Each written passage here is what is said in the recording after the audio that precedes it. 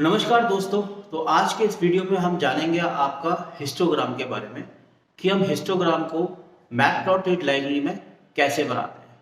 तो सबसे पहले तो हम समझते हैं कि हिस्टोग्राम होता क्या है। तो हिस्टोग्राम क्या करता है, आपका फ्रीक्वेंसी ऑफ डेटा बताता है कि हमारे डेटा की फ्रीक्वेंसी कैसी है।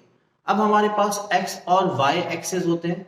जो हमारा एक्स एक्सेस होता है वो रिप्रेजेंट करता है हमारा कैटेगरी ऑफ डेटा कि हमारे डेटा की कैटेगरी क्या है या रेंज क्या है। और जो वाई एक्सेस क्या बताता है, हमारी फ्रीक्वेंसी बताता है डाटा की। तो एक हिस्टोग्राम में हमारे पास दो एक्सेस होते हैं। जो वाई एक्सेस होता है वो बताता है आपकी फ्रीक्वेंसी, यानी कि जो डेटा सेट है हमारे पास जिसको हमने उसमें लिया है, जो कोई भी डेटा है न्यूमेरिकल डेटा, तो उसमें अब वो कितनी बार उसमें आया है, यानी कि वो बार बार कितनी बार है, तो नंबर काउंट करता है, उसकी फ्रीक्वेंसी काउंट करता है। अब इसको हम बार की फॉर्म में बनाते हैं। तो बार की फॉर्म में बनाते हैं तो जो higher the bar higher the frequency. अब हम उसमें नंबर ऑफ जो बार्स बनाते हैं उनको हम बोलते हैं बिट्स। तो जो नंबर ऑफ बार्स हमारे बनेंगे उसके अंदर उनको क्या बोला जाएगा, बिट्स। और जो डेटा होगा वो डिवाइडेड रहेगा आपका एक्स और वाई एक्सिस के बीच में। एक्स यानी कि आपकी कैटेगरी ऑफ डेटा या रेंज ऑफ डेटा, वाई यानी कि आपकी फ्रीक्वेंसी ऑफ डेटा।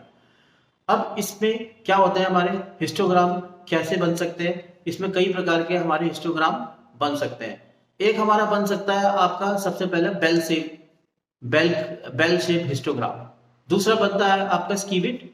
और तीसरा आपका बन सकता है, उसको हम बोलेंगे यूनिफॉर्म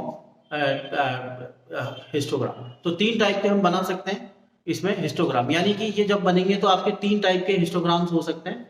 जो सबसे पहला हमने बताया आपका बेल शेप। तो बेल शेप क्या होता है आपका, यानी कि जो एक कर्व की फॉर्म में बनेगा, यानी कि एक आपका जो मीडियन है, मीन से कैसे के पास से वो बनेगा आपका।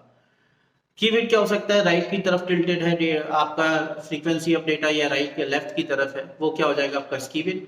और यूनिफॉर्म यानी कि सिमेट्रिक, यानी कि एक सिंपल सा स्ट्रेट लाइंस की तरह ऊपर से स्ट्रेट सा बनेगा। तो इस तरीके से हमारे क्या बन सकता है, आपके हिस्टोग्राम बन सकता है। अब ये क्यों बनाया जाता है, ये बनाया जाता है डेटा में ट्रेंड ढूंढने के लिए, या ये देखने के लिए कि किस रेंज ऑफ डेटा में ज्यादा फ्रीक्वेंसी है। तो इस तरीके की चीजों को ढूंढने के लिए ये एक स्टैटिकल आपका यूज होता है, और इसको हम डेटा एनालिटिक्स में यूज करते हैं। तो आइए अब इसको हम प्रैक्टिकली करके देखेंगे मैटप्लॉटलिब लाइब्रेरी में।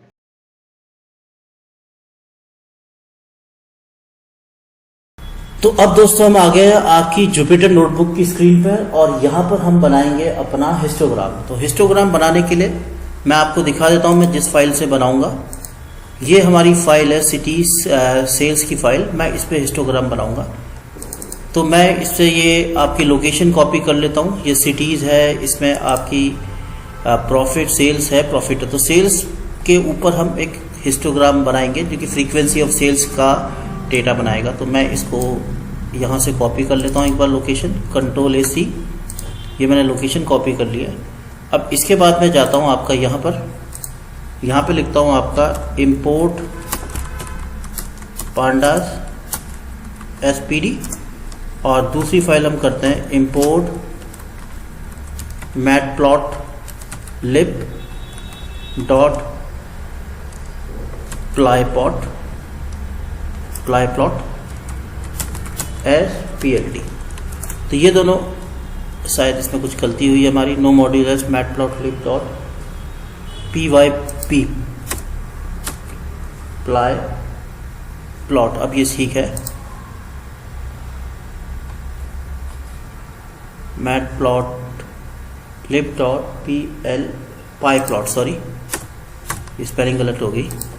ये हमने दोनों की दोनों आपकी लाइब्रेरी इंपोर्ट कर ली है। अब इनको इंपोर्ट करने के बाद मैं अपनी फाइल को डेटा फ्रेम में लाना चाहूँगा। तो मैं लिखूँगा df is equal to read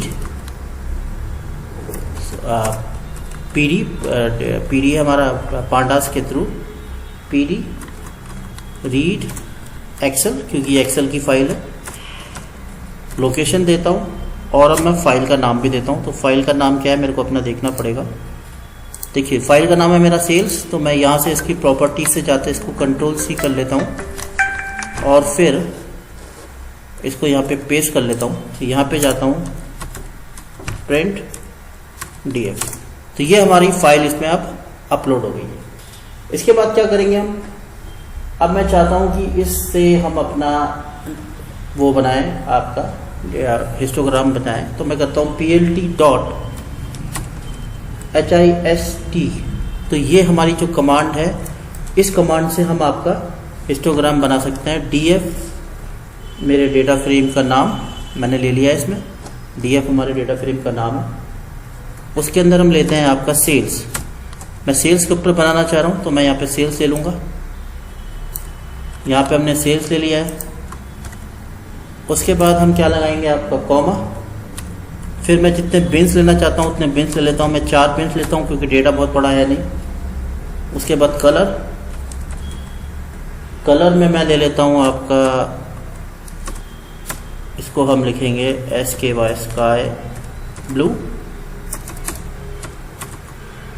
sky blue हमने रंग लिया। और उसके बाद मैं ले लेता हूँ H कलर। और जो H कलर में लूँगा वो मैं लूँगा आपका ब्लैक।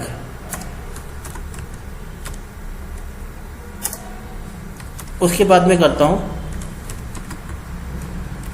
PLT शो और देखता हूँ, तो ये हमारा एक हिस्टोग्राम बन गया। अब इसमें हमें क्या क्या चीज़ें देनी है, देखिए ये हमारा फ्रीक्वेंसी ऑफ डेटा बता रहा है एक्सेल। अब इसमें हम टाइटल और बाकी चीज़ें डाल सकते हैं।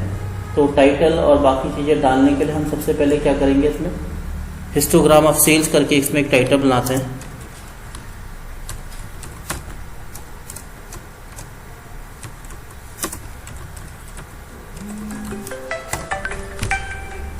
Histogram of sales. और उसके बाद मैं इसमें PLT.X लेबल बनाता हूँ और इसी को कॉपी करके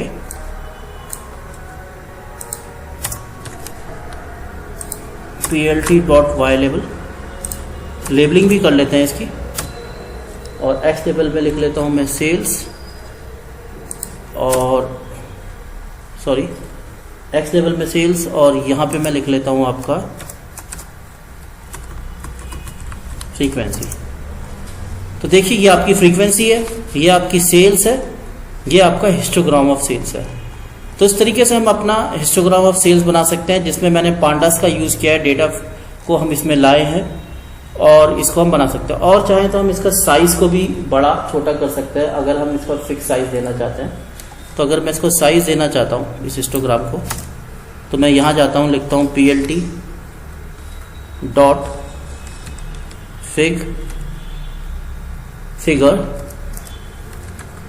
PLT.figure, और इसके अंदर हम देंगे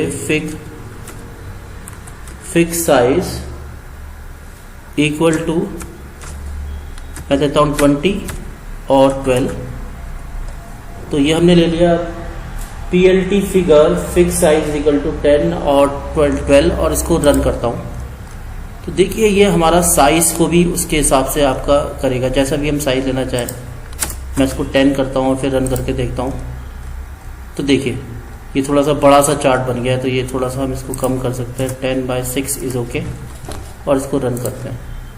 ठीक है, तो ये हमारा हिस्टोग्राम बन गया जो फ्रीक्वेंसी ऑफ डेटा और सेल्स के डेटा को इसमें दिखा रहा है।